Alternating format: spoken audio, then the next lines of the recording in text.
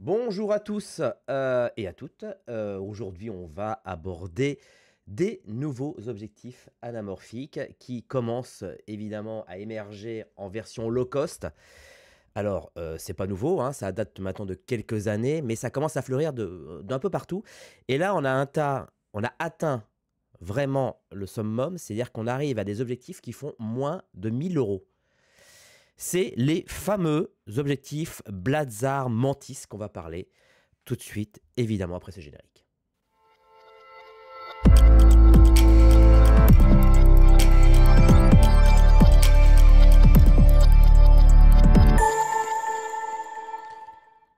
Bon, alors si tu viens d'arriver sur la chaîne, n'hésite pas bien évidemment à t'abonner, à liker cette vidéo, à participer dans les commentaires. Et bien sûr, si tu as envie d'aller beaucoup plus loin et si tu as envie d'apprendre le métier de chef opérateur, n'hésite pas à cliquer sur le petit bouton rejoindre en dessous de la vidéo. Bref, aujourd'hui, on va parler d'une série qui vient d'arriver, qui s'appelle les Blazar Mantis, qui sont arrivés il y a quelques mois, qui sont en précommande, qui ne sont pas encore disponibles à la vente, enfin, ou presque pas, je ne sais pas, on va voir ça ensemble, et qui sont des objectifs anamorphiques très low cost. Alors les tout premiers, je me souviens, les tout premiers objectifs anamorphiques low cost, ça se fait vraiment par étapes, hein. Ça a été comme le cas des sphériques. Moi, je me souviens, la première série sphérique, c'est-à-dire les optiques ordinaires, cinéma, monture PL, avec des graduations en pied, enfin, la monture ciné, quoi. Les premiers, c'était les Red Pro Prime en 2010. Voilà, j'avais acheté cette série en 2010 et que j'ai toujours d'ailleurs, qui fonctionne très bien, qui pèse très lourd. La caisse fait 25 kilos avec 6 optiques. Et voilà, ça a été les premiers. Et depuis, après, sont venus des optiques maintenant qu'on peut trouver partout. Et après sont arrivés les anamorphiques, qu'on ne pensait pas. Moi-même, je ne pensais pas un jour voir des anamorphiques très low cost, parce que ça coûte horriblement cher. Et les premiers étaient les Atlas Orion. Alors, ironie du sort, c'est que maintenant, les Atlas Orion ne sont plus devenus des optiques low cost. Ils ont leur cote a, je dirais pas doublé, mais a augmenté de 50%, puisque, étant possesseur d'une série anamorphique, la série A de chez Atlas, elle est passée de, je crois, de 22 000 à 35 000, je crois. Voilà, ça a surcoté. Donc, c'est pourquoi? Parce qu'il y a eu beaucoup de demandes et que ce sont des très beaux optiques. Bref, aujourd'hui, on ne va pas parler de ça. On va parler de ces optiques qui viennent d'arriver. Il y a le 35, le 75 et le 50. Tout ça à 900 $. Une nouvelle étape dans l'optique, dans les optiques cinématographiques abordables. Alors pourquoi cinématographique? Parce que le côté anamorphique, bien évidemment, est un marqueur cinématographique. Hein, dans la forme des bokeh, dans le fait que vous allez tourner en 240, avec les grandes bandes noires, etc. Tout de suite, ça fait cinématographique. Alors, il y a une particularité, c'est qu'ils sont très légers. Très, très, très légers. Ce qui vous permet de les monter, évidemment, sur un Ronin. Voilà, le fameux Ronin 4D, ou par exemple si vous voulez les monter sur des petits stabilisateurs et tout. Ce qui n'était pas forcément le cas auparavant, parce que les optiques anamorphiques sont généralement de constitution un peu lourde.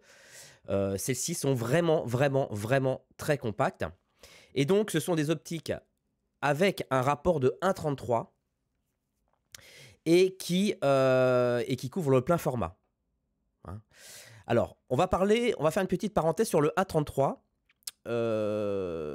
Pourquoi le 1,33? Alors, c'est pas les meilleurs des anamorphiques, parce que vraiment le meilleur, celui qui a un esthétique le plus incroyable, c'est les rapports de 2. Hein, ce sont les originaux, sont le 2, qui nous permettent donc d'avoir une fenêtre de 1,20 multipliée par 2, qui fait 2,40. Ici, ce sont des optiques qui s'adaptent sur des capteurs 16 neuvième. Alors, généralement, les capteurs 16 neuvième ne sont pas forcément les caméras qui sont des caméras de cinéma. Parce qu'on a vu, j'ai fait une vidéo dernièrement en disant que les caméras de cinéma, généralement, avaient des capteurs plutôt de 3,5.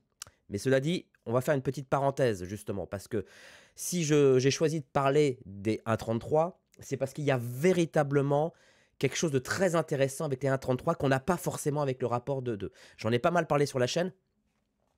Mais c'est le fait que, je fais une petite parenthèse, les amis, c'est que si vous tournez, donc si vous tournez avec un capteur 16 neuvième, vous prenez votre FX6, votre FX9 et vous montez ces optiques-là, eh bien avec le 1,33, vous allez arriver à du 2,40.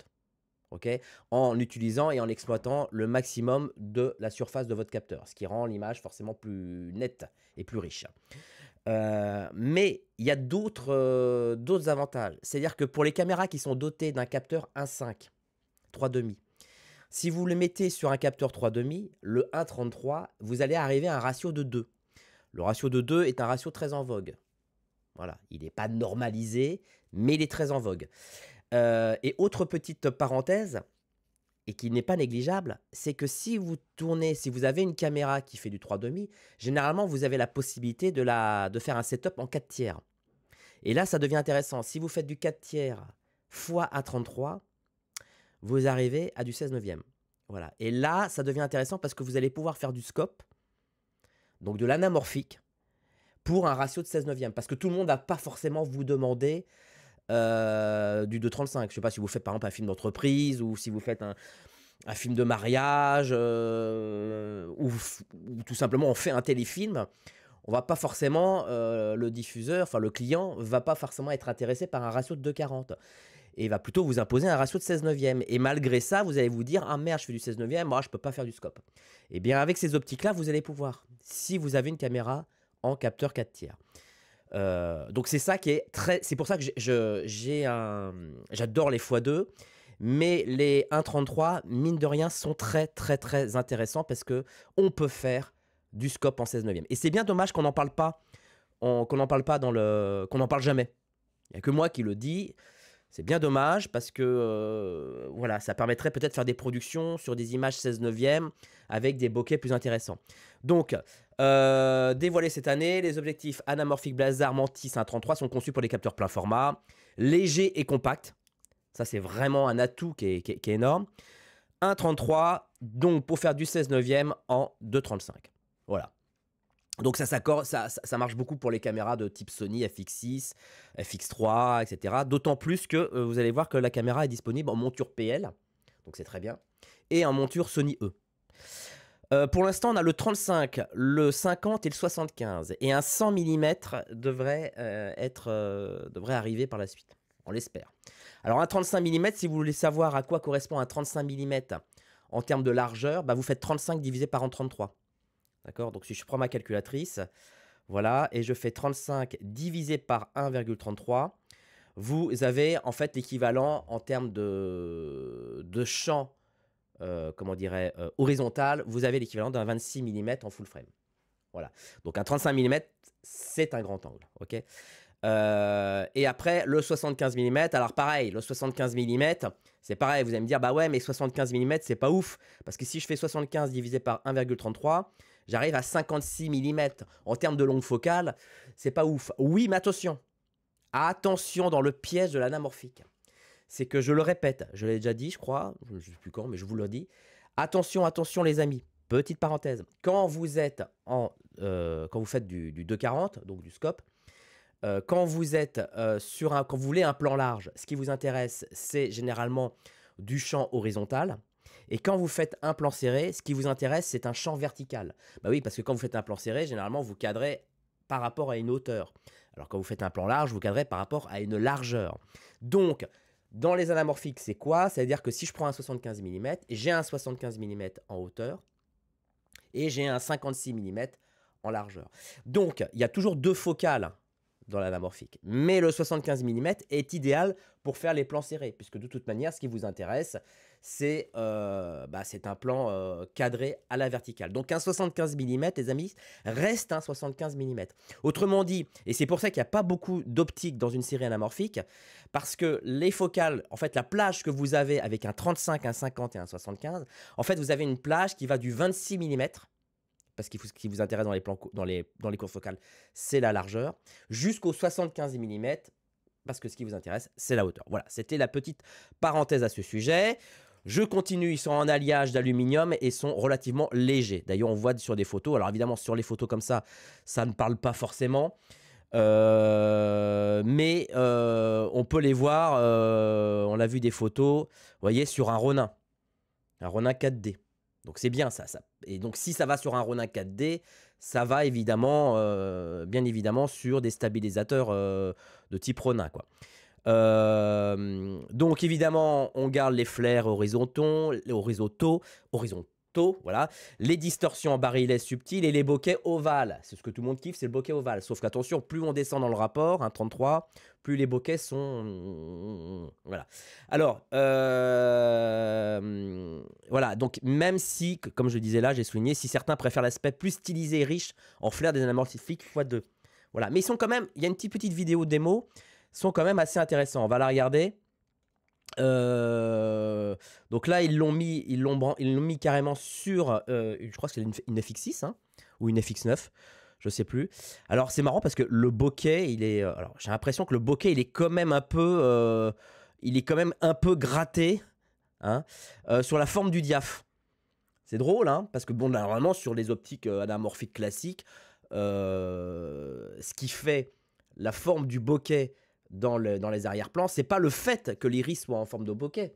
Non, non, l'iris sur des optiques anamorphiques reste purement, entre guillemets, sous la forme d'un disque. Et bien là, ils l'ont accentué, j'ai l'impression ils l'ont accentué pour la forme, en exagérant un peu la forme de l'iris avec un bokeh ovale. Voilà, c'est très drôle. C'est pour ça que d'ailleurs, il y a des optiques qui s'appellent des anamorphiques, en fait, qui sont des optiques sphériques, mais qui ont un rendu anamorphique de par leur ouverture qui est sous la forme, d'un ovale.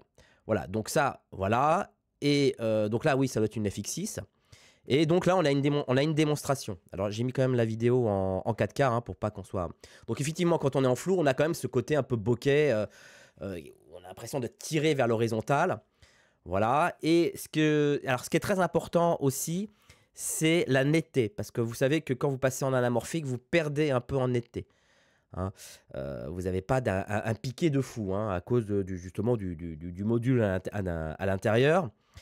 Alors attention, il y a aussi une petite parenthèse, c'est le calage des optiques en anamorphique. Hein. C'est une galère. Hein. Le calage des optiques en anamorphique, c'est une galère.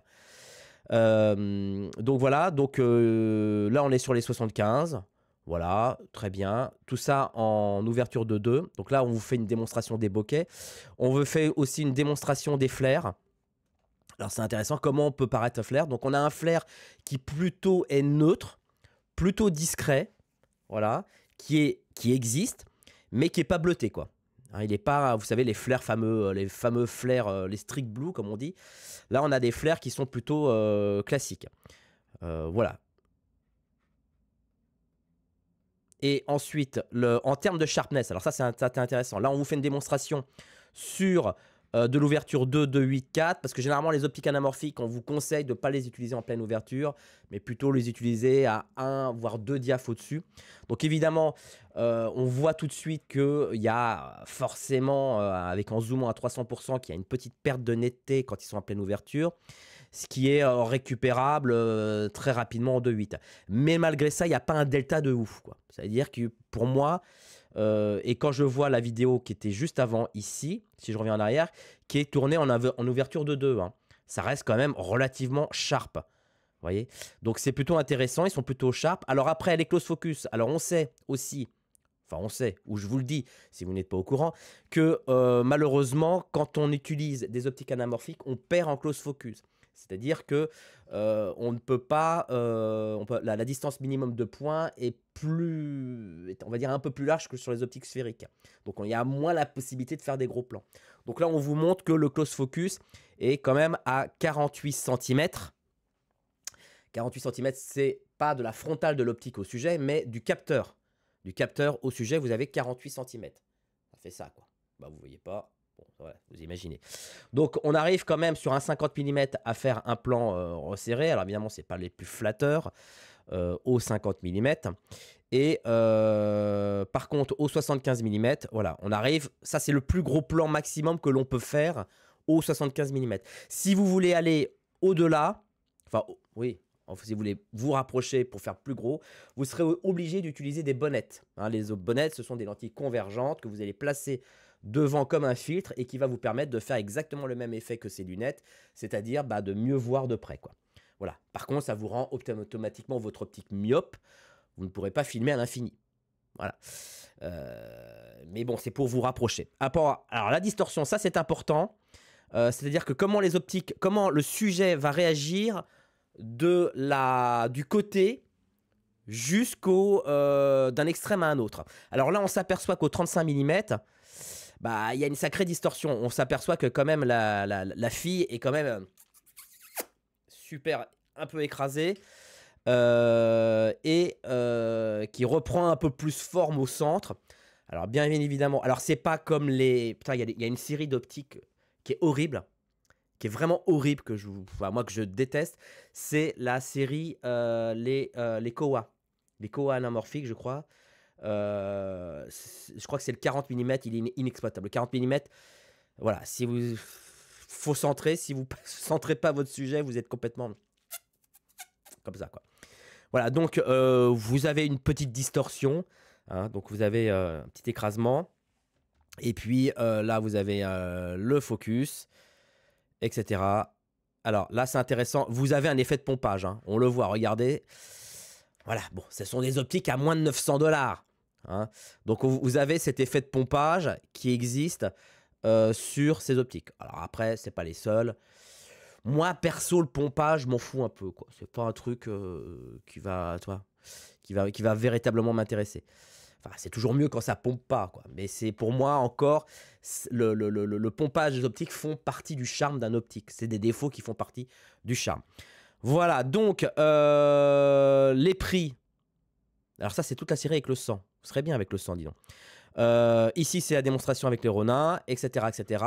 Où vous avez sur B&H, vous avez la possibilité de les précommander à 2500 $. Alors vous penserez, vous n'oublierez pas les frais de douane, hein, parce que ça va aux États-Unis.